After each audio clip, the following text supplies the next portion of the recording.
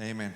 Gloria a Dios, gloria a Dios. Bueno, muy buenas noches, amados hermanos, estimada persona que nos escucha, esos hermanos que están aquí presentes aquí en el santuario, aquí en la Iglesia del Dios Vivo en Denver, Colorado. Estamos aquí una vez más para continuar con nuestros estudios, nuestras clases de discipulado aquí de la Iglesia del Dios Vivo.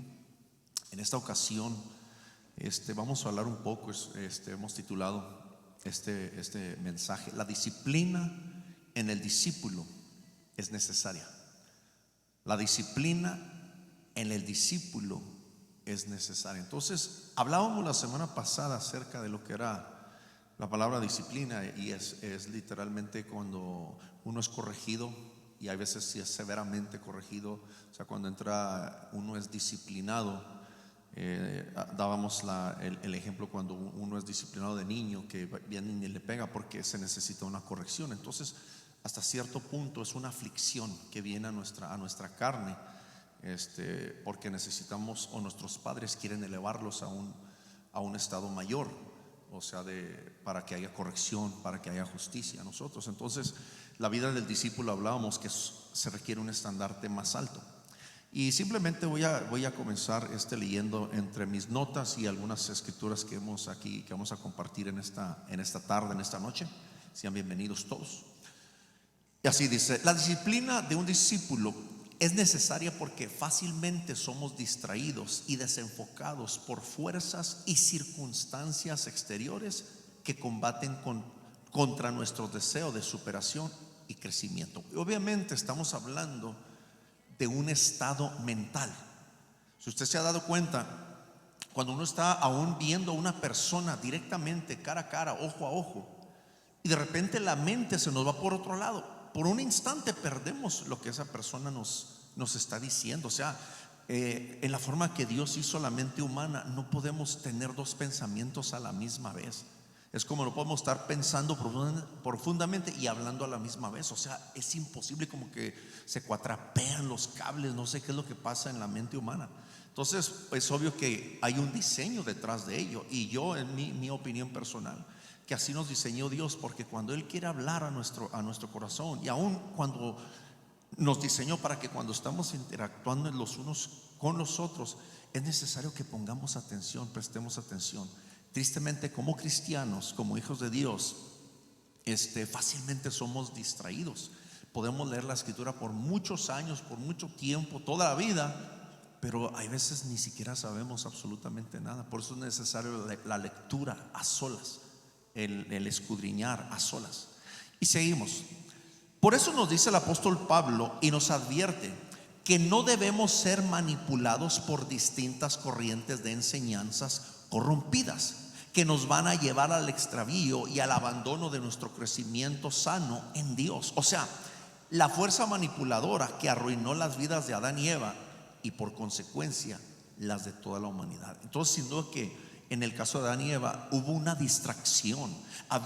La voz de Dios se daba a conocer bien directamente, de mente, de espíritu a espíritu, más bien con el espíritu de Adán y Eva, cuando ellos vivían en esa pureza de su mente, con esa conciencia limpia.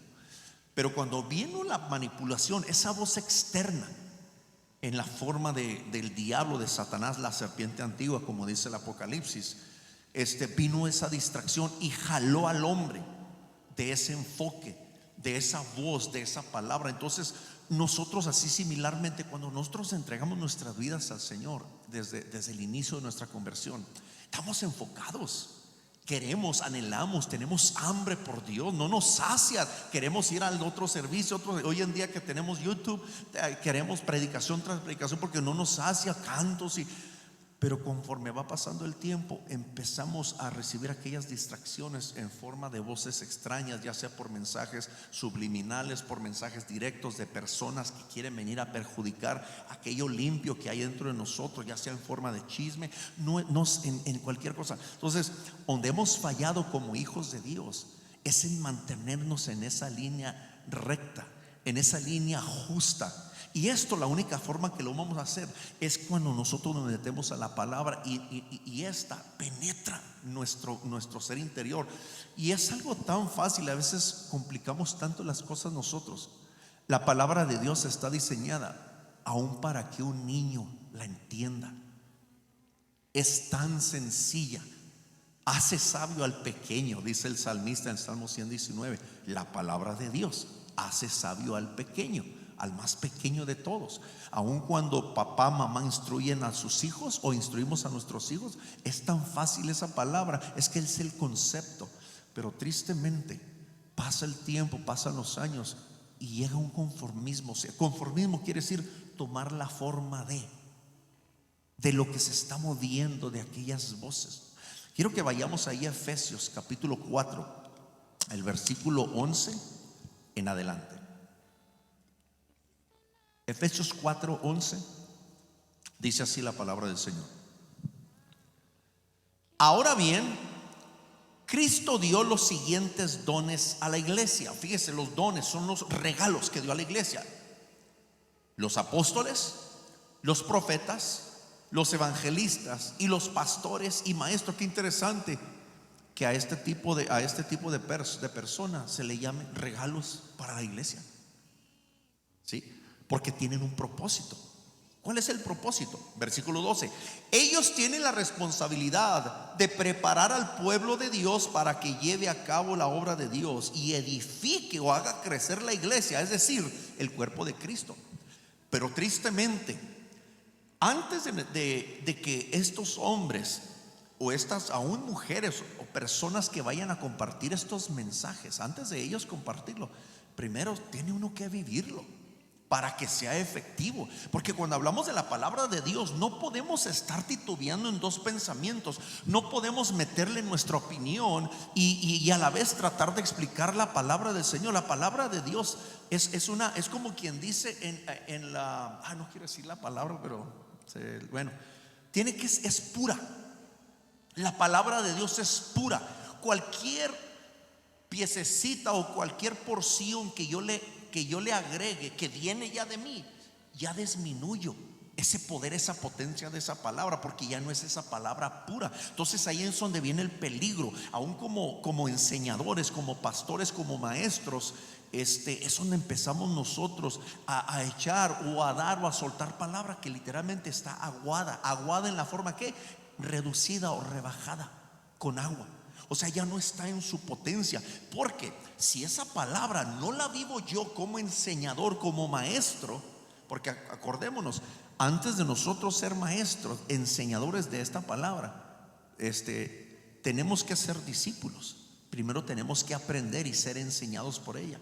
Entonces tenemos que aprender a vivir esta palabra para que esta tenga efecto en nuestra vida, antes de nosotros ser efectivos o querer ser efectivos en la vida de otros. Y luego dice el 13: ese proceso continuará hasta que todos alcancemos tal unidad en nuestra fe y conocimiento del Hijo de Dios, que seamos maduros en el Señor, es decir, hasta que lleguemos a la plena y completa medida de Cristo. Está interesantísimo esto. En este proceso de este crecimiento continuará hasta que todos y fíjese, número 1, que alcancemos tal unidad en nuestra fe. Hablando de una unidad, es obvio que es unidad entre el pueblo. No podemos andar como llaneros solitarios, like Lone Rangers, que queremos que no, Dios me habla a mí, queremos obrar según nosotros, conforme no es nuestro pensar, apartado de todos. No, el propósito de Dios, aún con estos enseñadores y de su palabra, es unirnos en la fe, que haya esa unidad en la fe. Y luego dice enseguida, y conocimiento del Hijo de Dios. O sea, esto debe de ser continuamente. Si miramos ahí en Juan capítulo 1, no es uno de los versículos de hoy, pero dice la palabra del Señor que a Dios nadie le vio jamás, que el unigénito Hijo del Padre, o sea Jesucristo, le dio a conocer o vino a exponerlo para que nosotros le conociésemos. Eso obvio que es hace un poquito menos que 2000 años, pero aproximadamente 2000 años. Es obvio que nosotros que vivimos ahorita en el siglo XXI no participamos en esa vida de Cristo física, literal, aquí en la tierra. Pero ¿cómo podemos conocerle? por la palabra que está escrita, por el testimonio. Esa palabra es un testimonio vivo que describe la vida de nuestro Señor Jesucristo, aquella a la cual nosotros debemos estar atentos como un estandarte o como una regla, como una medida para nosotros ponernos a la par con Él y así nosotros medirnos a ver a qué nivel estamos, porque Cristo es nuestro estandarte, ¿sí? El conocimiento del Hijo de Dios, y luego dice que seamos maduros en el Señor. O sea, tiene que ver, eso implica fruto.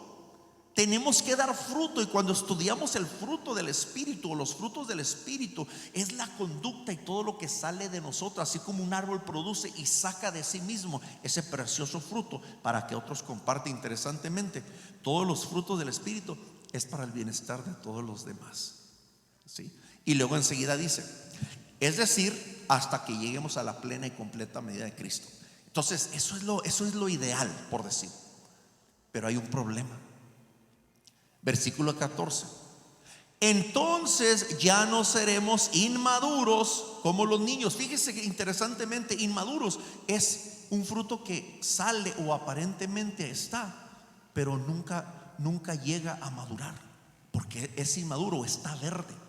Algo verde es algo que no produce fruto, es algo que aún es amargo. Por eso será que algunos entre nosotros como cristianos llamamos, hasta la amargura se ha poseído nuestro corazón, y así nos llamamos ser cristianos. Aparentamos dar fruto de piedad, de bondad, en la forma en que nos presentamos delante de los demás, pero dentro de nosotros hay un pudrimiento, por decir.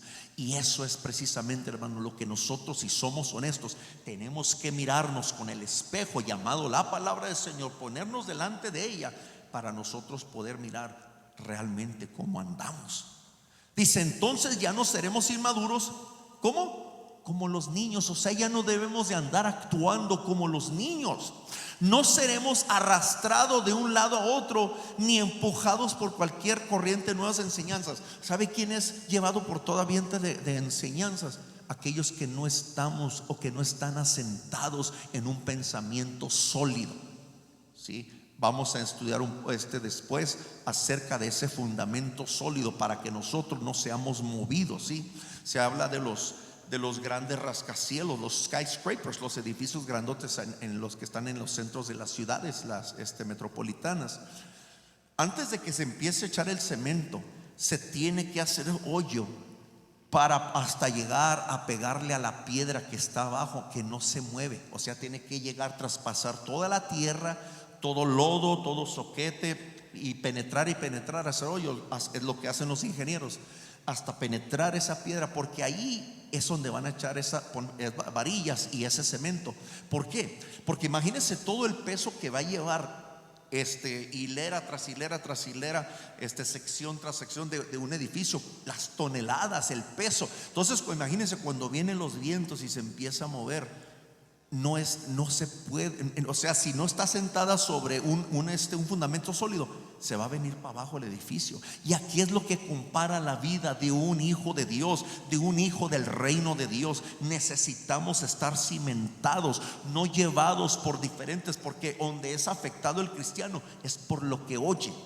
Después viene y aquello lo lleva a una conducta inapropiada, una forma de hablar, una forma de actuar, que ya cuando menos pensamos ya nos llevó otra vez la corriente mundana. Y dice el apóstol que va a ser peor aquel estado nuestro que cuando nosotros, antes de haber venido nosotros. Y da el apóstol Pedro la enseñanza acerca de un perro que vuelve a su vómito, o de una puerca que se lava, pero después vuelve otra vez a ensoquetarse y a ensuciarse otra vez, cuando no hay fundamento, cuando somos llevados por todo viento de doctrina. Por eso aquí está enseñando que estos regalos de Dios, que son los que van a exponer esta palabra, son regalo, y es necesario que estemos atentos, no a ellos, a esa palabra que están ellos soltando, porque esa es la palabra a la que me va a cimentar en este fundamento sólido.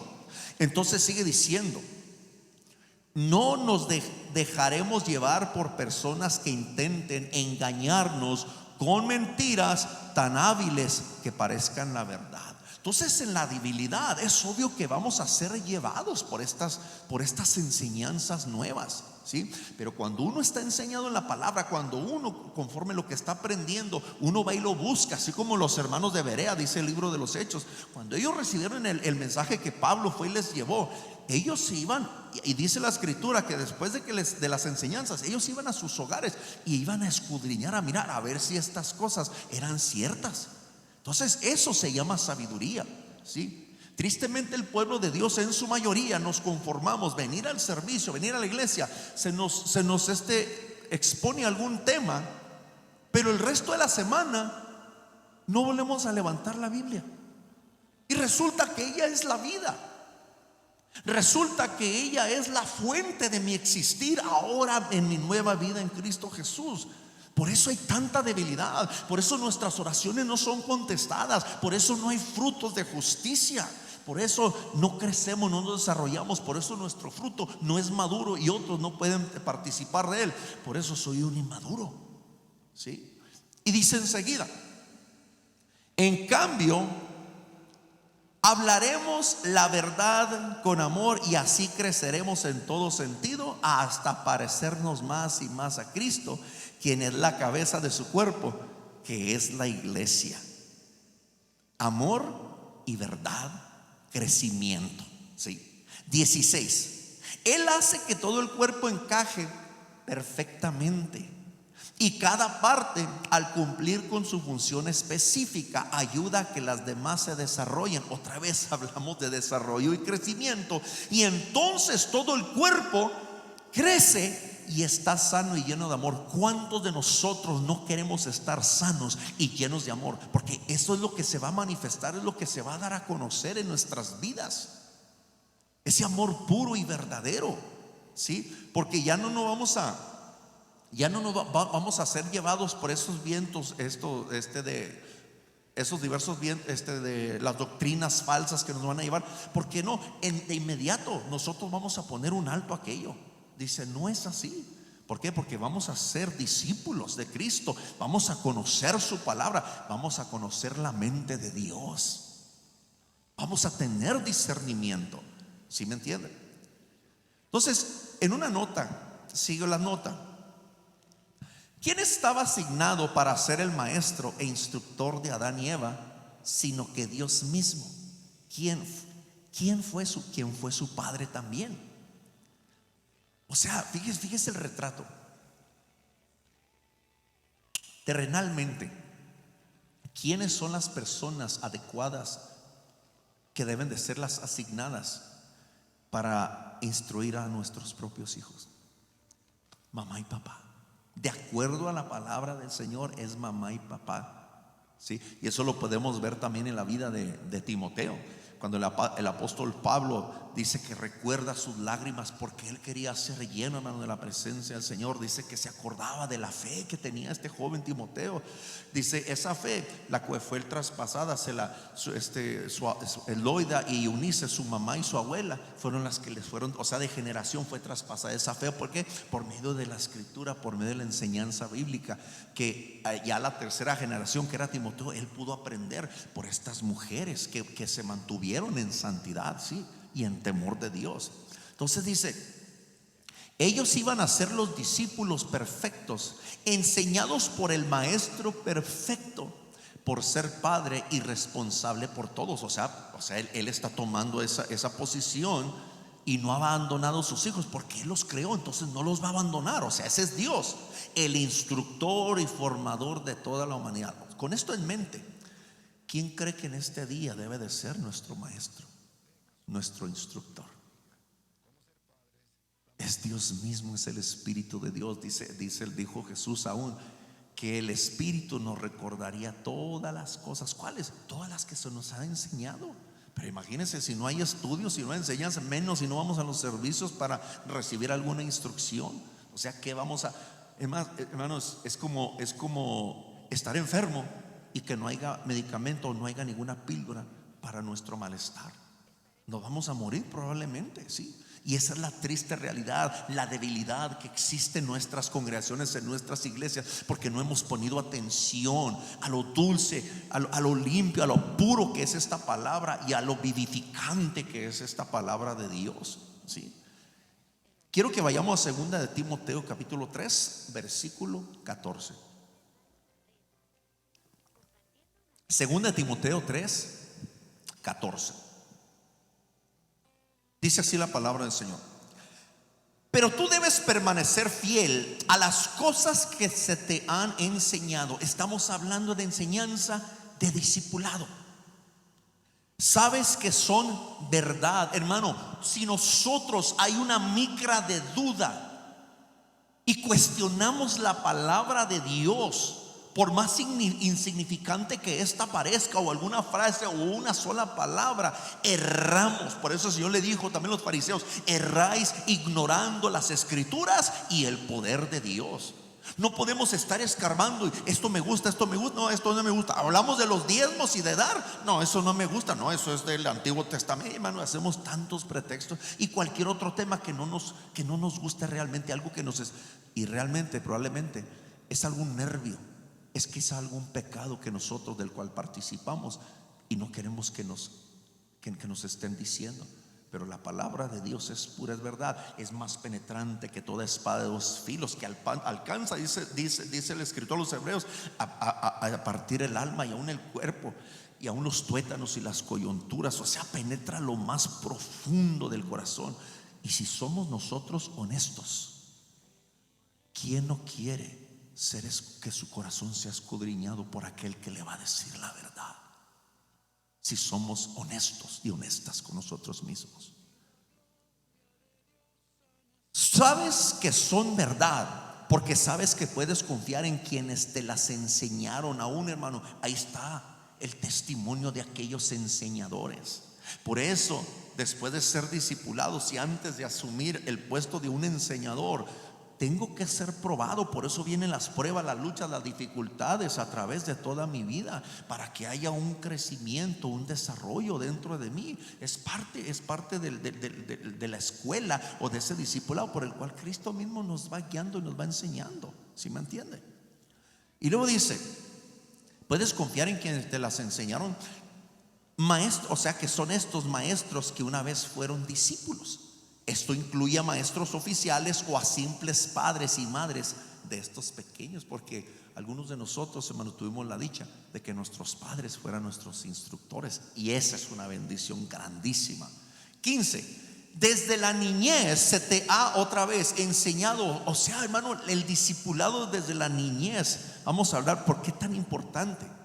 Se te han enseñado las sagradas escrituras, las cuales te han dado la sabiduría para recibir la salvación que viene por confiar en Cristo Jesús. Fíjese, cuando llegó esa semilla a nuestro corazón desde nuestra niñez, ya cuando llegamos a ser jóvenes o adultos, así rápido, ni batallamos, entregamos nuestra vida al Señor, porque esa semilla ya estaba ahí. Por eso una persona que creció fuera de la iglesia, por eso le es más batalloso, más dificultoso, porque prácticamente tienen que dar todo el rodeo hasta allá, ir corriéndole a Dios, hasta que Dios los alcanza y dice: ahora sí, aquí te quería. Pero ya pasaron años. Pero qué bonito, hermano, cuando la joven, ellos, por esa palabra que se les depositó, hay un despertar de repente en ellos. Ellos saben, no pueden pecar ni a gusto, porque hay una palabra que se les habló que está viva, está simplemente a punto de brotar. Es nada más que se le diera la oportunidad del tiempo y ¡pum!, de repente aparece ese brote. ¿Sí me entiende? Entonces, qué bendición cuando somos enseñados desde nuestra niñez. Y luego fíjese, está tremendo el versículo 16, 2 Timoteo 3:16. Toda la escritura es inspirada por Dios. Aquí no hay vuelta de hoja. No, el hermano no me gusta como predica por esto y esto y lo otro. No, que el pastor esto. No, que el apóstol. No, que el profeta, que esto. Hermano, pongamos atención no al hombre, pongamos atención a la palabra. Y si esta nos cala, hay mucha probabilidad de que haya algo mal dentro de nosotros. Así es mejor humillarnos para que haya corrección. Y fíjese lo que es el resultado de nosotros oír esa palabra, fíjese el propósito de esa palabra. Es útil esta palabra para enseñarnos, o sea, para discipularnos lo que es verdad y para hacernos ver. Porque sin la palabra vivimos una vida con una mente oscura, entenebrecida. Eso es lo que es vivir en tinieblas, es estar faltos de conocimiento de lo que es la verdad. ¿Sí? Entonces, hacernos ver, o sea, nos abre los ojos del Espíritu para poder ver y captar aquello que antes no mirábamos. Y luego dice, lo que está mal en nuestra vida, hacernos ver lo que está mal en nuestra vida. Fíjese, no dice hacer para ver lo malo en los demás. Si soy un discípulo, hermano, yo me voy a preparar todos los días en esa parada. Así como todas las mañanas nos levantamos, lo primero que hacemos, y no es que oramos, al baño y el vistazo al espejo, a ver cómo ando, ¿sí? Esta palabra está diseñada para hacer un scan, un autoexamen, ¿sí? Y ahí es donde tengo que ser honesto. O soy honesto, o la mentira me va a llevar por un camino donde me hace ver una apariencia de algo que realmente no es. Y así voy a vivir toda la vida en apariencia. A esos que aparentan se le llaman payasos, que nada más andan pintados, tienen una apariencia. Aún se le puede pintar una sonrisa, pero realmente no viven el gozo del Señor. Si es pura apariencia. Y luego dice, número 2, nos corrige.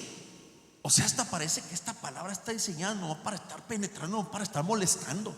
Es que le corresponde a Dios, hermano, hacernos ver la realidad, que vivimos en un mundo malo, en un mundo lleno de fracaso, en un mundo donde Satanás es el rey, es el Dios, y lo único que hace es hurtar, es matar y destruir. Por eso necesitamos un autoexamen diario en cada momento, lo que esta palabra va a hacer en nuestra vida, para que la verdad pueda brotar. Porque si el Espíritu de Dios está en mí, la única forma que yo voy a dar a conocer a Dios es que el escombro y toda la malicia sean removidas de todo mi ser, de mi mentalidad, de mi forma de pensar, para poder vivir una vida en santidad verdadera. Es que la vida en santidad, hermano, no es a fuerzas, no es en la forma que yo me vista. La santidad, si miramos en 1 Pedro capítulo 3, hablando de cómo debe ser el testimonio de las mujeres, habla el apóstol Pedro acerca de un espíritu apacible. Es ese hombre interior que debe de ser cubierto y protegido, ¿sí? Una vez que esta palabra viene y penetra mi espíritu, esta es la que yo tengo que proteger, ¿sí me entiende? Y luego enseguida dice, corrige o nos corrige cuando estamos equivocados, y nos enseña, el número 3, a hacer lo correcto. Todo, hermano, es prácticamente como si fuera un policía, pero un policía personal. El problema en nosotros como cristianos, que nos hacemos policías y andamos con unas miradas, hermano, condenando a todo mundo, pensándonos que somos superior a ellos. Eso se llama ser religioso, ¿sí? Cuando poseemos mucho conocimiento, este conocimiento nos eleva y a todos los demás los miramos hacia abajo, totalmente ajeno de la vida y del corazón de Cristo, lo que quiere para nosotros Dios. Esta nos enseña a hacer lo correcto. Ese es el propósito, hermano, guiarnos a la justicia y guiarnos a la verdad. Eso es todo. ¿Por qué no habrá manifestaciones del Espíritu de Dios en nuestras vidas? ¿Será que esta palabra no la hemos tomado en serio? Aquella que puede salvar, esa palabra que salva nuestras almas, que purifica todo nuestro ser. ¿Será por eso que los cielos, hablamos de cielos abiertos, pero pues no, ni lluvia, ni siquiera nubes hay arriba de nosotros? Parece que andamos en un desierto y lo único que está haciendo el sol, en vez de que el sol de justicia sea mi amanecer diario, me está quemando, ¿sí? Y luego dice, terminamos el 17, Dios la usa, o sea, esta palabra, para preparar y capacitar a su pueblo para que haga, o sea, con hechos, toda buena obra. Toda buena obra quiere decir ¿qué cosa? Toda buena obra, ¿sí? El problema es que vino la distracción y por consecuencia la destrucción de la línea directa de la mente, entre comillas, porque en realidad Dios no tiene mente, pero nomás para que me entiendan, ¿ok? La mente o la influencia de Dios sobre sus hijos. O sea, Dios quiere influenciarnos, hermano. De eso se trata el reino. Que el reino de los cielos, como se mueven las cosas allá en el tercer cielo, Dios las quiere establecer aquí, pero nosotros no nos dejamos. Él se quiere mover a través de nosotros, nos quiere usar, quiere hacer milagros, maravillas, prodigios a través de nosotros, pero nosotros no lo dejamos por el estilo de vida que vivimos, porque no conocemos su palabra. Por eso no hay corrección. Es como prácticamente, como dice también en otra porción, es como si fuéramos bastardos, como si no tuviéramos un padre amoroso que nos corrigiera, como si fuera Dios alguien que había abandonado la familia. Y luego, al venir Cristo a reintroducir el concepto del reino, porque ese reino se había terminado allá en el Edén. Vino Cristo a reintroducir el concepto del reino.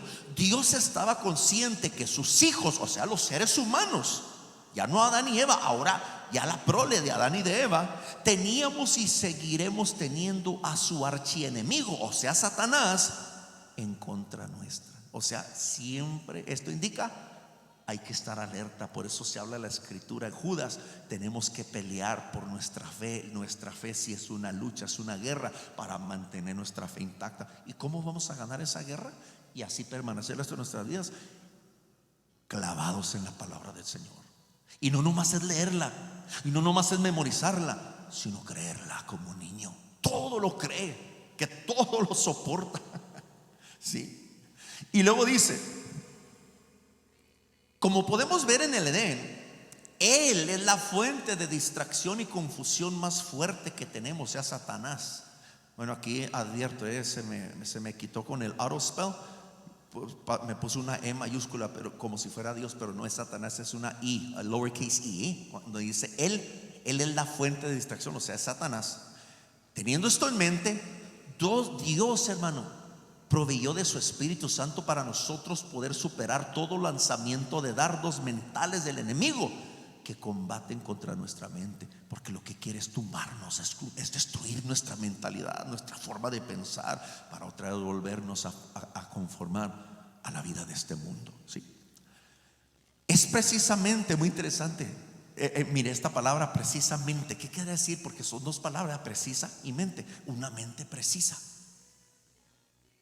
o una mente aguda, a sharp mind, a very intelligent mind.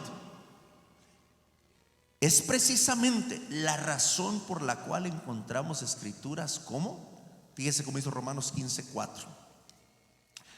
Dice así: tales cosas se escribieron hace tiempo en las escrituras para que nos sirvan de enseñanza. Otra vez esa enseñanza, ¿quiénes son enseñados? Los discípulos. Y las escrituras nos dan esperanza y ánimo, o nos dan vida, mientras esperamos con paciencia hasta que se cumplan las promesas de Dios. ¿Qué quiere decir eso? ¿De qué estamos hablando? Es algo tan simple como esto: que aún los padecimientos, los errores y los horrores que pasaron los hombres y las mujeres antiguas son escritas para nuestra enseñanza. Hoy poder leer sus testimonios, para que cuando nosotros andemos pasando por esas situaciones, ¿sabe qué hace esa enseñanza? Nos alerta y nos dice: hey, acuérdate Esther, la fe que tuvo, por decir. Acuérdate de Abraham, que no perdió su fe, que creyó en Dios a pesar de que ni siquiera nunca lo miró físicamente. ¿Sí? O sea, la historia nos enseña que nosotros tenemos que mantenernos en esa fe, y nos da esta palabra esperanza para que nosotros, hermanos, nosotros podamos seguir adelante. ¿Por qué? Lo que pasa en nuestra vida es cuando dejamos de leer, cuando dejamos de aprender, prácticamente somos como barcos llevados por corrientes en la mar. Hay unas corrientes que pasan por debajo del agua, las underwater currents, que se lo llevan a uno. Y a mí me ha pasado, he estado nadando en el mar, y una vez así nomás me acosté, así nomás a descansar, porque habíamos estado nadando ahí en la playa, y me acosté a descansar. Estaba un hermano en Cristo allá a mi lado, Y en cuestión de segundos, no le miento, no, un minuto a lo más, de repente que nos pita un barco, nos pita un barco. Ya veníamos llegando a la línea. Es como tipo un carril, por decir, aunque es invisible, pero donde pasan todos los barcos. Cuando levantamos la cabeza, no, ya estaba la playa ya bien lejos, o sea, la corriente nos llevó. Y ese es el peligro, hermano, y tristemente, ¿qué tan lejos estamos nosotros de la ribera, de ese río de Dios? ¿Qué tan lejos estamos nosotros de esa playa donde hay tierra firme? Y nos llamamos cristianos, 10, 20, 30 años en el evangelio, pero por el descuido, esa es la consecuencia, somos llevados. Todo lo que oímos ya empezamos a dudar.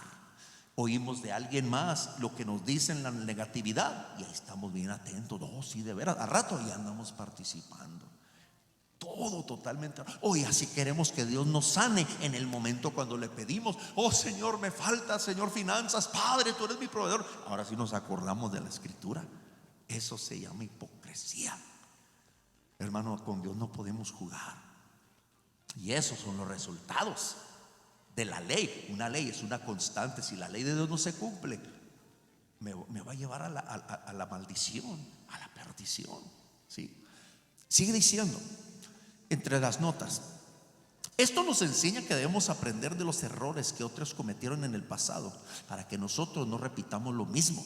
Más bien, es necesario romper los antiguos patrones del error. Y fíjese, si Adán y Eva fueron engañados, Cristo, el último Adán, así como dice la escritura, no cayó en la trampa del enemigo durante la tentación en el desierto, y tampoco durante su trayectoria que terminó con la ascensión de nuevo al cielo, porque él conocía la escritura y llegó a conocer el destino de Adán, el primer hombre. O sea, ¿por qué Cristo no cayó en la tentación? Porque él conocía la escritura, él sabía las maquinaciones de Satanás. Yo sé por dónde vienes, tremendo. Me quieres hacer caer así como hiciste con Adán y con Eva. No, sir. Esa es la sabiduría. Eso es lo que vamos a aprender en la escritura, que aún por los errores de los demás, yo no voy a caer en esa trampa. Hablamos otra vez de todo tipo de pecado del cual nosotros podemos participar. Miramos ejemplos de las consecuencias en la escritura. Eso debe de ser la advertencia para nosotros. Pero cuando dejamos de escudriñar, dejamos de leer, dejamos de poner atención a aquello, otra vez todo se nos olvida. Oidores olvidadizos, y la consecuencia es que viene la muerte espiritual. Por eso me siento todo aplastado, todo apachurrado, todo derrotado, hermano. Oh, pero ahí estamos. Victoria, la victoria mía es. Pues ya ni las manos levantamos, porque vivimos una derrota. Y algunos tienen el descaro: victoria, la victoria mía es. Pero es puro show, porque realmente no se está viviendo esa victoria. Si somos verdaderos, y si ahorita estamos viviendo en derrota, ahorita es el momento para decir: Señor, he fallado, he errado. Señor, necesito, Señor, tu presencia, hermano, y hacer ese cambio, meternos a su palabra otra vez, hermano. Sí, el peligro está, hermano, que el enemigo, cuando nosotros le damos esa cabida, ese nos suelta, y probablemente vamos a tener que pasar por una sesión de liberación. ¿Sabe cómo viene la liberación? La autoliberación suya: a puro grito y clamor ante la presencia del Señor. Mejor váyase al monte a ver dónde, para que sea liberado, pues si es que no quiere pasar la vergüenza, quizá enfrente de los hermanos, o ahí en su casa los vecinos van a pensar que se está volviendo loco y le van a hablar a la policía. ¿Sí? ¿Sabe qué es lo más sabio? Lo más correcto es mantenernos, una vez que venimos al camino del Señor, hermano, es mantenernos en temor de Dios, en amor a la verdad, hermano, y vamos a ser preservados. Vamos a ser preservados. A esos son los hombres y a las mujeres a quien Dios levanta en sus ministerios así rápido, ¿sí? Porque le permiten a Dios que Él haga todo lo que Él quiera dentro de ellos, ¿sí? Dice enseguida: tristemente, pareciera que nosotros no conocemos las consecuencias de la desobediencia y del engaño del enemigo. Damos a conocer esto por medio de nuestra forma derrotada y fracasada de vivir. No tiene vuelta de hoja. O sea, como quien dice: me doy a conocer quién soy realmente. Esos son los resultados. El patrón de Cristo es el que debemos seguir para poder crecer y fortalecernos como forma diaria de vivir. O sea, tenemos que estudiar la vida de Cristo. No podemos dejarla. Sí. Nos encantan, hermano, las historias de los profetas, porque nos encanta. Como quisiera que Dios me usara en esto y esto y lo otro.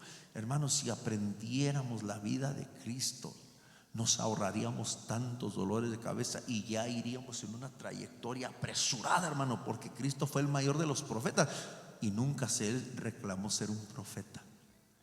Allí lo era, créame que lo era, porque era Dios encarnado, que conocía todas las cosas. Bueno, el Espíritu de Dios le revelaba todas las cosas. Esto debe de ser lo normal en la vida de todo discípulo.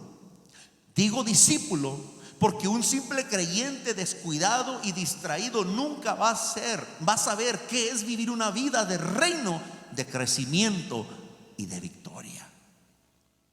Miren, no hubiese necesidad de hacer ni siquiera discípulos para expandir un mensaje de un reino existente en la tierra si todo hubiese permanecido en su normalidad y Adán y Eva nunca hubiesen pecado. O sea, no hubiera necesidad de un mensaje porque todo estuviera perfecto. Pero pues no es así, ¿verdad? Ese reino ya existía en la tierra a través de Adán y Eva.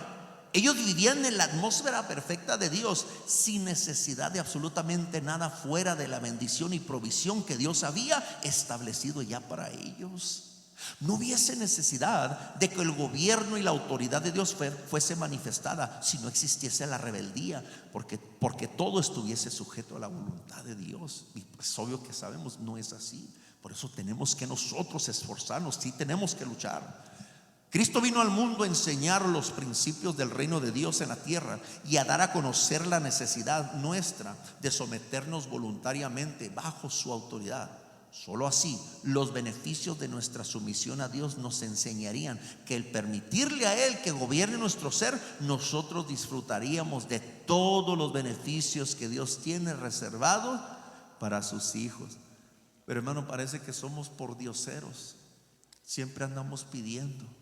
We're always asking for a handout from God, porque no vivimos una vida de victoria. Un ejemplo: ¿cómo están nuestras finanzas? En primer lugar, ¿cómo está nuestra mayordomía? ¿Somos buenos mayordomos con nuestras finanzas? ¿Tomamos decisiones adecuadas? ¿O estamos inundados en deuda y por eso no nos alcanza ni para la renta y menos, no, hasta para comer a veces no hay? Y tenemos años en el Evangelio y es bien clara la palabra del Señor, bien clara. Hay un proverbio que dice que todo aquel que está endeudado con alguien es esclavo de aquel a quien le debe. Tarjetas de crédito, los bancos, o aún, hermano, cuando alguien me presta dinero y parece que siempre necesito que me estén prestando, y resulta que son principios bíblicos bien claros, pero cuando los ignoramos, por eso estamos en los hoyos en que nos encontramos al momento. Nuestro dar. Para nosotros recibir bendición de Dios se nos instruye a dar. Pero cómo nos cala dar. Y es tan fácil. Hasta un niño puede dar: mami, me das $1, y va y deposita en la ofrenda. Es fácil. Nosotros somos los de un corazón endurecido y esperamos recibir de Dios. Señor, pues tú prometiste, yo recibí palabra del profeta que dijo que ya en este año ya estamos al 31 de diciembre y no ha pasado nada. Autoexamen. ¿Cómo andas? ¿Cómo ando? Sí. Ya por causa del tiempo ya vamos a terminar. Jesucristo vino a restablecer su voluntad en la tierra, más que en el globo terráqueo, en el corazón o la mente de aquellos que fuimos formados del polvo de la tierra. O sea, esa es la tierra a la que se refiere. La tierra en sí no tiene vida, más bien la formación de la tierra que tiene vida, la cual somos nosotros los individuos, donde el Espíritu de Dios fue depositado una vez que fuimos concebidos en el vientre de nuestras madres. Fíjese, desde entonces, desde nuestra niñez. Esto se consigue bajo una sumisión total. Voy a terminar aquí con este versículo. todavía me queda algo para leer, pero por causa del tiempo voy a tener que dejarlo ahí. Quiero que vaya conmigo a Génesis 17:1, un solo versículo. Esto se consigue bajo una sumisión total. Abraham le dijo Dios en Génesis 17:1. Dice así la escritura: cuando Abraham tenía 99 años, el Señor se le apareció y le dijo: yo soy el Shaddai, Dios todopoderoso. Y luego fíjese, sírveme con fidelidad y lleva o vive una vida intachable. Hermano, Dios, uno dice, no, pues Dios es el único perfecto, el único que me puedes perfeccionar. No, pero me está dando la responsabilidad a mí, así como se la dio a Abraham, como se la está dando a usted, hermano. Ahí es donde entra el esfuerzo de nosotros. ¿Por qué? Sí hay un esfuerzo, porque un día vamos a compadecer ante el tribunal de Cristo para recibir la recompensa. Y ahí no va a haber excusa, porque dice la escritura, en ese día las escrituras se van a abrir.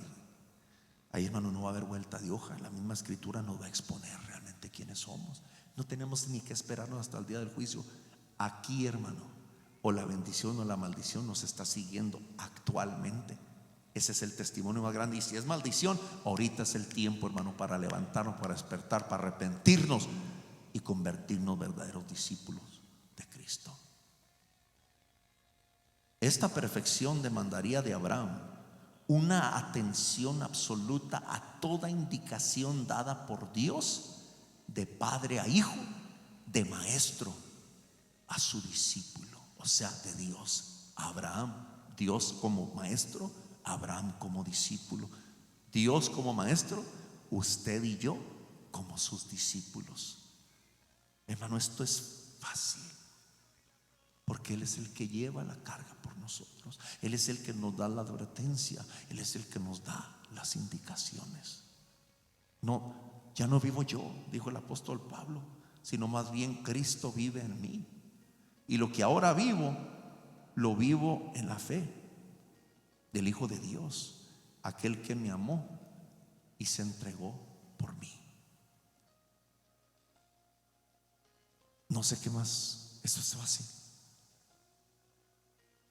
Antes de entrar a los otros temas, yo lo que quería dejar claro es que es la vida de un discípulo. ¿Cuál es la aflicción de la carne de un discípulo? Es combatir en contra de la mentalidad actual que tengo. Pero cuando yo me someto completamente, se lo voy a poner bien fácil. Una pareja que anda batallando, donde el hombre ya está mirando a otra mujer, por decir, hay solución. Cuando los dos se doblegan y se humillan el uno al otro, hermano, para que Dios pueda trabajar en ellos, para que vuelva a surgir ese amor puro y verdadero que una vez existió cuando eran novios y aún al principio de su matrimonio. Hermano, va a llegar al punto, si nos humillamos, va a haber una atracción. Sí, el amor mismo va a hacer su trabajo solito. El amor, hermano, es como un imán. Solito se atrae el uno al otro. Pero cuando nuestra dureza de corazón, cuando ignoramos las escrituras, cuando aún en la escritura dijo el Señor Jesucristo, aún si llegas a mirar a una mujer con tus ojos sin tocarla y la codicias, dice, ya cometiste adulterio. La pregunta es, ¿quién de nosotros conocemos esa palabra? Todos, pero ¿quién de nosotros creemos que un día vamos a ser juzgados? Todo porque estamos batallando. Y ese estar batallando nos indica que no estamos a los pies del maestro para ser discipulados. Ignoramos la palabra del Señor. Sí.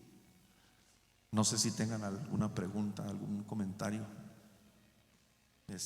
Hay algunos hermanos que están aquí entre nosotros al momento.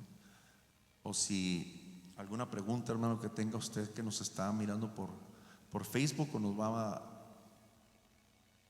a mirar por medio de YouTube, con toda confianza envíelas. Vamos a hacer todo lo posible. Y si ahorita en este momento no las podemos contestar, quizá actualmente en ese momento lo vamos a hacer, ya sea por escrito o en la próxima enseñanza. ¿Sí? Amén, brother. Gloria a Dios. Sí, una pequeña pregunta, pastor. Dice que dice la palabra, ¿verdad?, que por nuestros frutos nos conocerán. Aquí el apóstol Pablo, ¿de qué frutos está hablando? ¿O cómo yo puedo vivir una vida fructífera en frutos buenos? Ok. Una palabra, una pregunta válida y una pregunta interesante. Quiero que vaya conmigo ahí a Gálatas capítulo 5. Gálatas capítulo 5. Y esto lo traigo mucho en mente porque es algo que Dios ha estado tratando todo este año del 2020 conmigo. Y son las enseñanzas que hemos estado dando. Y si esto es algo que está, como quien dice, martillando y martillando nuestro corazón, es porque Dios quiere algo con nosotros, es que llevemos fruto, ¿sí? Y aún se acuerdan en Juan, no, parte de la contestación la puede leer en la casa. Juan capítulo 15, cuando habla acerca de la vida verdadera, dice uno de los versículos, el 8 me parece, bueno, usted lo va a ver. En esto es glorificado mi Padre, en que llevéis mucho fruto. Y vamos a ver cuáles son los frutos, qué es ese fruto. Entonces, los versículos del 19 al 21, el apóstol Pablo da una lista de todo lo que es el pecado, de todo en lo que se enreda el hombre, de toda la perdición en la que se ensoqueta el hombre. Que ejemplos: envidias, borracheras, fiestas desenfrenadas, el versículo 21, ¿sí? Otros pecados parecidos. Permítanme pedirles lo que les dije antes, o repetirles, perdón: cualquiera que lleve esa clase de vida no era del reino de Dios. Y luego fíjense lo que dice enseguida, versículo 22 y el 23. En cambio, o lo opuesto a esto, la clase de fruto que el Espíritu Santo produce en nuestra vida es, fíjese qué interesante, ¿yo voy a sacar ese fruto o es algo que naturalmente va a salir a través del Espíritu Santo? Él me va a enseñar, me va a guiar. Es a través de Dios. Y luego dice: amor, alegría, o más bien gozo. El término correcto es el gozo, porque se permanece en el Espíritu. Paz, paciencia, gentileza, bondad, fidelidad, humildad y aún control propio. Todos estos son frutos del Espíritu. Y lo dice: no existen leyes contra esas cosas. O sea, como quien dice el Señor: haz esto, todo lo que tú quieras. No nada más vas a recibir bendición y no sé, como quien dice, recompensa de parte de Dios, aún de la gente. Cuando si tú llevas este tipo de fruto, y fíjese, todo este fruto, alegría, paz, paciencia, gentileza, todo viene de dentro de uno. Es lo que Dios quiere que brote, es ese fruto. Haga de cuenta, por eso somos llamados nosotros árboles. Haga de cuenta, somos árboles con ramas, pero muchos somos árboles con ramas. Así ahorita tú siempre vimos un invierno, porque en invierno no se da fruto, está muerto el árbol. Pero cuando llega la primavera, Dios: Señor, que hoy sea mi primavera, donde empiece lo verde a reverdecer, para que ya cuando venga el tiempo de la cosecha en el verano o a fines del verano, no hombre, estas ramas estén casi quebrándose. Y porque estoy bendiciendo a todo mundo, y luego vea que uno es el que va atrás del árbol, y ahí va uno corriendo, así la gente va a ver, hermano, ellos van a querer de ese árbol. Pero este árbol habla, somos nosotros. Y el Señor dice a través de nuestro fruto: venid a mí, todos los que estáis trabajados y cargados, que yo os haré descansar. ¿Sí? ¿Alguien más? Porque a mí me encanta aquí, no, los hermanos ya se van a dormir, unos ya están en el East Coast. Y aquí me voy a quedar toda la noche. Y si no hay alguna pregunta, ¿sabe qué? La pueden hacer cuando estén otra vez viendo el vídeo. Yo sé que van a volver a ver el vídeo, porque esto no lo puede captar una sola vez. Tiene que, cuando yo me pongo a estudiar, yo estudio mucho al doctor Miles Monroe. Señor amado, está tremendo ese varón de Dios.